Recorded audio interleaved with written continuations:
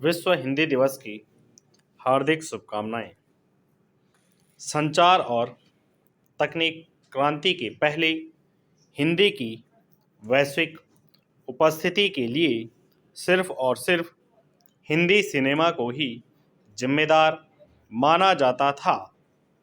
ऐसा था भी, लेकिन संचार और तकनीकी क्रांति ने हिंदी का जितना वैश्विक प्रसार किया उतना शायद ही कभी हुआ हो।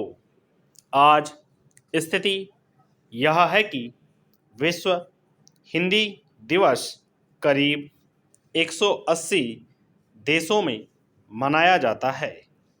हिंदी प्रेमी पाठक, श्रोता और दर्शक संचार और तकनीकी क्रांति के जरिए दुनिया के किसी भी कोने से न सिर्फ हिंदी पढ़, सीख और देख सकते हैं, पत्रकारिता और सृजन के जरिए हिंदी को दुनिया की किसी भी कोने से न सिर्फ समृद्ध कर सकते हैं, बल्कि उसे पाठकों, श्रोताओं और दर्शकों तक पहुंचा भी सकते हैं। हिंदी के वैश्विक प्रचार प्रसार और पहुंच के चलते यह धारणा विकसित हो रही है कि हिंदी के सामने कोई बड़ी चुनौती नहीं रही, लेकिन ऐसा नहीं है। हिंदी की राह में अब भी कई बाधाएं हैं। जर्मन समाजशास्त्री मैक्स वेबर ने जिस नौकरशाही को लोकतंत्र का स्टील फ्रेम कहा है, उसका मानस अब भी हिंदी को लेकर सहज नहीं हो पाया है।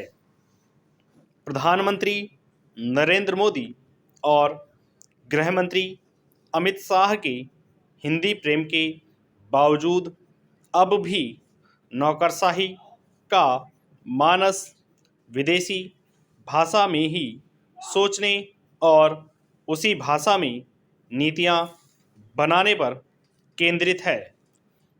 पिछले करीब एक दशक में शासन प्रशासन में हिंदी का प्रयोग बढ़ा है, लेकिन असलियत में हिंदी अब भी विश्व हिंदी दिवस और हिंदी दिवस पर सेलिब्रेट करने का ही एक जरिया है।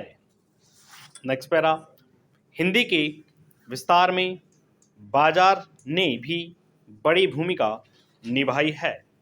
भारत का विशाल मध्य वर्ग दुनिया की नज़र में सबसे बड़ा बाजार है। इस मध्य वर्ग तक अपनी पहुंच बनाने के लिए उन बहुराष्ट्रीय कंपनियों तक ने हिंदी समेत भारतीय भाषाओं को अपना हथियार बनाया है, जिनके बारे में दशक भर पहले तक सोचा नहीं जा सकता था कि वे अंग्रेजी के इतर किसी भाषा को अपने कामकाज का जरिया बना सकती है।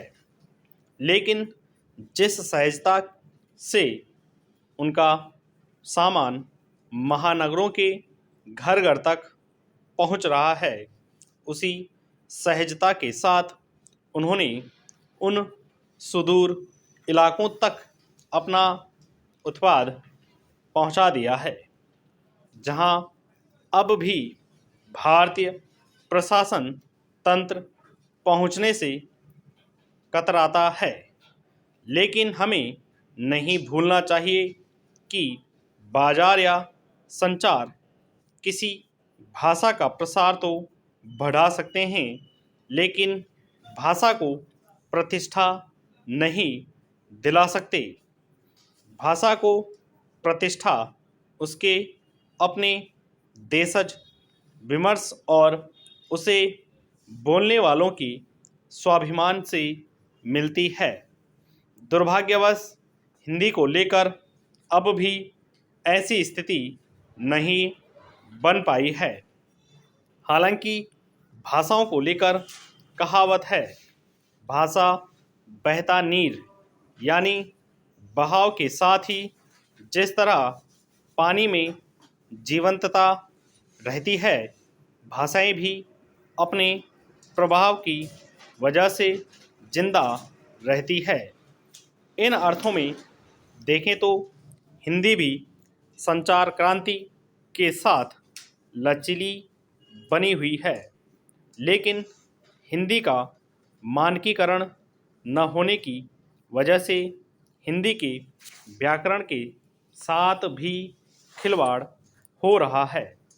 हिंदी दूसरी भाषाओं के शब्द ले रही है, यहाँ तक तो ठीक है, लेकिन उन शब्दों को अपने व्याकरण में ढाला जाना चाहिए, लेकिन ऐसा नहीं हो रहा है। नेक्स्ट पैरा, बतौर विदेश मंत्री अटल बिहारी वाजपेयी ने संयुक्त राष्ट्र के मंच पर हिंदी का जो सिंहनाद किया, उसे प्रधानमंत्री नरेंद्र मोदी और पूर्व विदेश मंत्री सुषमा स्वराज ने भी जारी रखा। हिंदी में संयुक्त राष्ट्र का दफ्तर भी ट्वीट कर रहा है और रेडियो प्रसारण भी कर रहा है, लेकिन यह भी सच है कि इसी दौर में भारत में अंग्रेजी इस कदर स्थापित हुई है कि गैर अंग्रेजी भाषी देश भी भारत के संपर्क के लिए हिंदी या अपनी भाषा के बजाय अंग्रेजी को ही अपना जरिया बनाते हैं। नेक्स्ट पैरा, हिंदी की एक चुनौती स्थानीय राजनीतिक बोध भी है, खासकर गैर हिंदी भाषी राज्यों का स्थानीय नेतृत्व यदा कदा अपने सियासी फायदे के लिए हिंदी के खिलाफ कुछ बयान दे देता है। कर्नाटक और महाराष्ट्र में यदा कदा हिंदी बोलने वालों पर स्थानीय स्तर पर दबाव बनाया जाता है कि वे कन्नड़ या मराठी बोलें। भाषाओं को दबाव के जरिए नहीं सीखा जा सकता। इसे दुर्योग्य ही कहेंगे कि आज़ादी के 75 साल बाद भी हिंदी को गैर हिंदी भाषी इलाके के स्थानीय राजनीतिक बोध के गैरवाजिब हमले का सामना करना पड़ता है। हिंदी को स्वाभिमान के साथ स्नेह की भी भाषा बनाना पड़ेगा। हिंदी की वैश्विक उपस्थिति तब कहीं ज़्यादा सार्थक और सहज होगी